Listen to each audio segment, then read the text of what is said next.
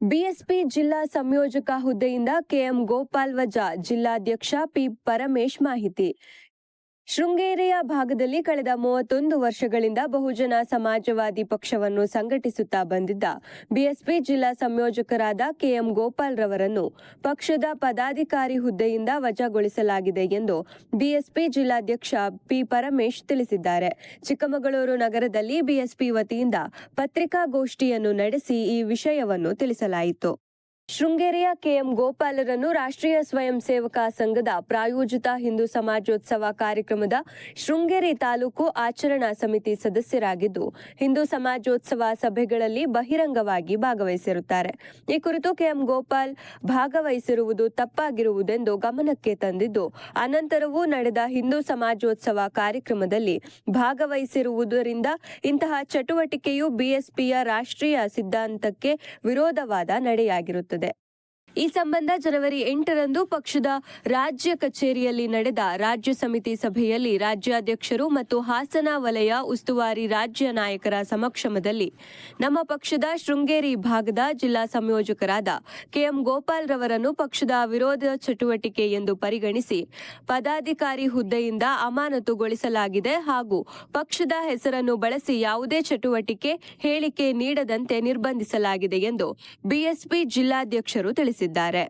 ಶೃಂಗೇರಿ ಭಾಗದಲ್ಲಿ 31 ವರ್ಷದಿಂದ ಕೆಎಂ ಗೋಪಾಲ್ ರವರು ಬಿಎಸ್ಪಿ ಸಿದ್ಧಾಂತದೊಂದಿಗೆ ಕಾರ್ಯನಿರ್ವಹಿಸುತ್ತಿದ್ದು, ರಾಷ್ಟ್ರೀಯ ಸ್ವಯಂ ಸೇವಕ ಸಂಘದ ಪ್ರಾಯೋಜಿತ ಹಿಂದೂ ಸಮಾಜೋತ್ಸವ ಕಾರ್ಯಕ್ರಮದಲ್ಲಿ ಭಾಗವಹಿಸಿರುವುದು ನೋವಿನ ಸಂಗತಿಯಾಗಿದೆ ಎಂದು ಬಿಎಸ್ಪಿ ರಾಜ್ಯ ಪ್ರಧಾನ ಕಾರ್ಯದರ್ಶಿ ಕೆಟಿ ರಾಧಾಕೃಷ್ಣ ಹೇಳಿದರು.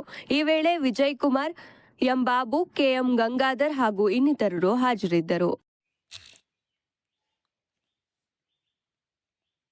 ಶೃಂಗೇರಿ ಸರ್ಕಾರಿ ಪ್ರಥಮ ದರ್ಜೆ ಕಾಲೇಜಿನಲ್ಲಿ ರಕ್ತದಾನ ಶಿಬಿರ, 50 ಯೂನಿಟ್ ರಕ್ತ ಸಂಗ್ರಹ. ಯುವ ಜನತೆಯಲ್ಲಿ ರಕ್ತದಾನದ ಬಗ್ಗೆ ಜಾಗೃತಿ ಮೂಡಿಸುವ ಹಾಗೂ ರಕ್ತದಾನ ಮಾಡಲು ಯುವಕರನ್ನು ಪ್ರೇರೇಪಿಸುವ ಸಲುವಾಗಿ ಶೃಂಗೇರಿ ತಾಲೂಕಿನ ಸರ್ಕಾರಿ ಪ್ರಥಮ ದರ್ಜೆ ಕಾಲೇಜಿನಲ್ಲಿ ಶೃಂಗೇರಿ ರಕ್ತದಾನಿಗಳ ಬಳಗ, ವಾಟ್ಸ್ಆ್ಯಪ್ ಗ್ರೂಪ್, ಕಾಲೇಜಿನ ಎನ್ಎಸ್ಎಸ್ ಘಟಕ, ರೆಡ್ ಕ್ರಾಸ್ ಘಟಕ ಹಾಗೂ ಅಭಿನವ ವಿದ್ಯಾತೀರ್ಥ ಮಲ್ಟಿ ಸ್ಪೆಷಾಲಿಟಿ ಆಸ್ಪತ್ರೆ ಇದರ ಸಹಯೋಗದಲ್ಲಿ ಸ್ವಯಂ ಪ್ರೇರಿತ ಬೃಹತ್ ರಕ್ತದಾನ ಶಿಬಿರವನ್ನು ಆಯೋಜಿಸಲಾಗಿತ್ತು. ಶಿಬಿರದಲ್ಲಿ 50 ಯೂನಿಟ್ಗಳಷ್ಟು ರಕ್ತ ಸಂಗ್ರಹವಾಗಿದ್ದು, ಕಾಲೇಜಿನ ಯುವತಿಯರು, ಮಹಿಳೆಯರು ರಕ್ತದಾನ ಮಾಡಲು ಮುಂದೆ ಬಂದು ರಕ್ತದಾನ ಮಾಡಿದ್ದು ಗಮನಾರ್ಹವಾಗಿತ್ತು.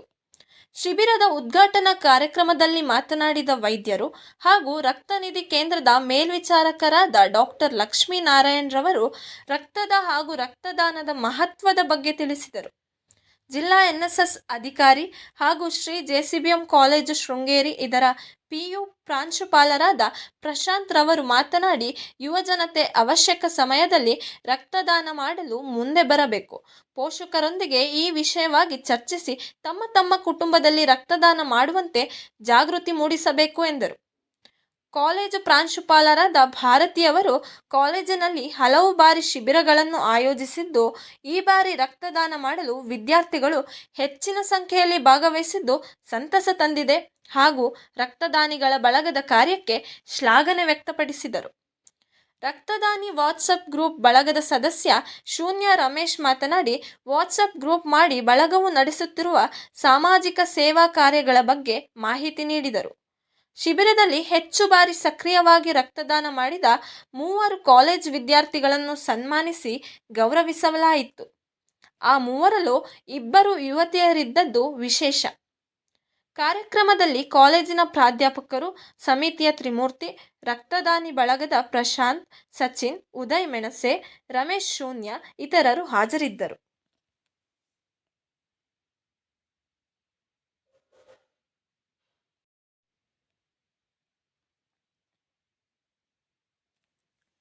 ಕಾರ್ಮಿಕ ಮಿತ್ರ ಬಳಗ ಶೃಂಗೇರಿ ಹಾಗೂ ಸಹಿಪ್ರ ಶಾಲೆ ಧರೆಕೊಪ್ಪ ಇವರ ಸಹಯೋಗದಲ್ಲಿ ಜೀತ ಪದ್ಧತಿ ನಿರ್ಮೂಲನಾ ದಿನಾಚರಣೆ. ಶೃಂಗೇರಿ ತಾಲೂಕಿನ ಧರೆಕೊಪ್ಪದಲ್ಲಿ ಕಾರ್ಮಿಕ ಮಿತ್ರ ಬಳಗ ಶೃಂಗೇರಿ ಹಾಗೂ ಸರ್ಕಾರಿ ಹಿರಿಯ ಪ್ರಾಥಮಿಕ ಶಾಲೆ ಧರೆಕೊಪ್ಪ ಇವರ ಸಹಯೋಗದಲ್ಲಿ ಜೀತ ಪದ್ಧತಿ ನಿರ್ಮೂಲನಾ ದಿನಾಚರಣೆ ಕಾರ್ಯಕ್ರಮವನ್ನು ಆಯೋಜಿಸಲಾಗಿತ್ತು. ಫೆಬ್ರವರಿ 9ರಿಂದ 14ರವರೆಗೆ ನಡೆಯಲಿರುವ ಈ ಕಾರ್ಯಕ್ರಮದ ಬಗ್ಗೆ ಹಾಗೂ ಜೀತ ಪದ್ಧತಿ ನಿರ್ಮೂಲನೆ ಬಗ್ಗೆ ಶೃಂಗೇರಿ ಪೊಲೀಸ್ ಠಾಣೆಯ ಸಹಾಯಕ ಪೊಲೀಸ್ ಉಪನಿರೀಕ್ಷಕರಾದ ಡಾಕ್ಟರ್ ಮೋಹನ್ ರಾಜಣ್ಣ ಇವರು ವಿದ್ಯಾರ್ಥಿಗಳಿಗೆ ಮಾಹಿತಿ ನೀಡಿದರು. ಜೀತ ಪದ್ಧತಿ ನಿರ್ಮೂಲನೆ ಹಾಗೂ ಬಾಲಕಾರ್ಮಿಕರ ರಕ್ಷಣೆಗಾಗಿ ಅನೇಕ ಕಾನೂನುಗಳು ಜಾರಿಯಲ್ಲಿದ್ದು, ತಪ್ಪಿತಸ್ಥರು ಇದ್ದಲ್ಲಿ ಅಂಥವರಿಗೆ ಕಾನೂನಿನಡಿಯಲ್ಲಿ ಶಿಕ್ಷೆ, ದಂಡ ವಿಧಿಸಲಾಗುವುದು ಎಂದು ಈ ಬಗ್ಗೆ ಕಾನೂನಿನಲ್ಲಿ ಯಾವೆಲ್ಲ ಅವಕಾಶಗಳಿವೆ ಎಂದು ಮಾಹಿತಿ ನೀಡಿದರು.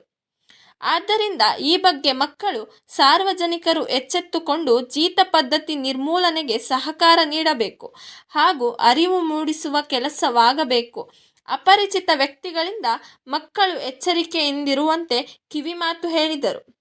ಕಾರ್ಯಕ್ರಮದಲ್ಲಿ ಎಸ್ಡಿಎಂಸಿ ಸದಸ್ಯರಾದ ಪೂರ್ಣೇಶ್, ಮಾಜಿ ಗ್ರಾಮ ಪಂಚಾಯಿತಿ ಉಪಾಧ್ಯಕ್ಷರಾದ ಭಾನುಪ್ರಕಾಶ್ ಕಾಮತ್, ಶಾಲಾ ಮುಖ್ಯೋಪಾಧ್ಯಾಯರಾದ ದಿನೇಶ್, ಶೃಂಗಗಿರಿ ಖಾಸಗಿ ಕಟ್ಟಡ ಗುತ್ತಿಗೆದಾರರ ಸಂಘದ ಅಧ್ಯಕ್ಷರಾದ ಭಾಸ್ಕರ್ ಪೂಜಾರಿ, ಕಾರ್ಮಿಕ ಮಿತ್ರ ಬಳಗದ ಅಧ್ಯಕ್ಷರಾದ ರಮೇಶ್ ಶೂನ್ಯ, ಕಾರ್ಯದರ್ಶಿಗಳಾದ ವಿಶ್ವಾಸ್ ಇತರರು ಉಪಸ್ಥಿತರಿದ್ದರು.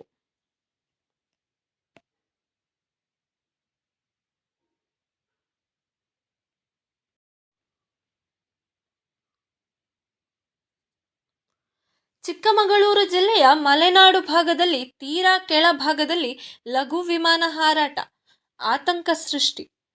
ಚಿಕ್ಕಮಗಳೂರು ಜಿಲ್ಲೆಯ ಮಲೆನಾಡಿನ ಆಗಸದಲ್ಲಿ ದಿಢೀರನೆ ಕಾಣಿಸಿಕೊಂಡ ನಿಗೂಢ ಕಿರು ವಿಮಾನವೊಂದು ಸ್ಥಳೀಯ ಜನರಲ್ಲಿ ತೀವ್ರ ಆತಂಕ ಹಾಗೂ ಕುತೂಹಲ ಮೂಡಿಸಿದೆ.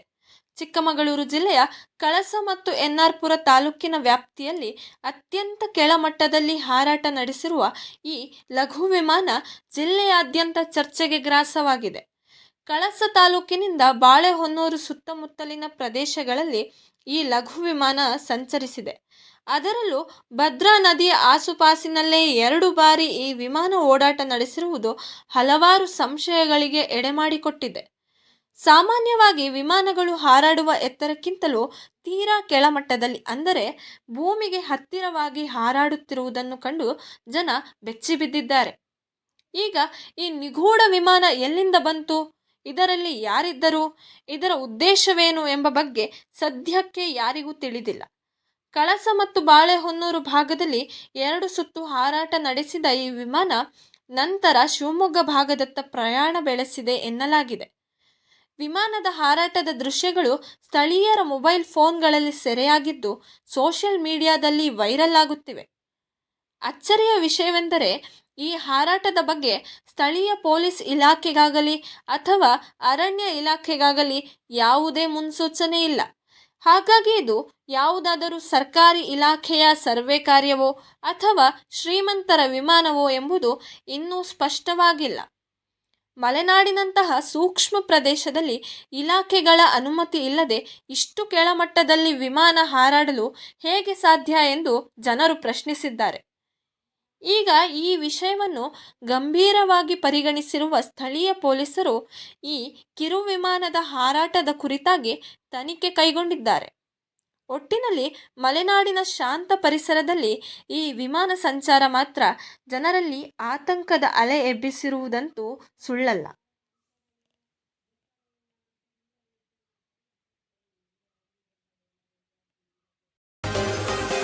N4 ನ್ಯೂಸ್, ಇದು ನಿಮ್ಮ ಧ್ವನಿ.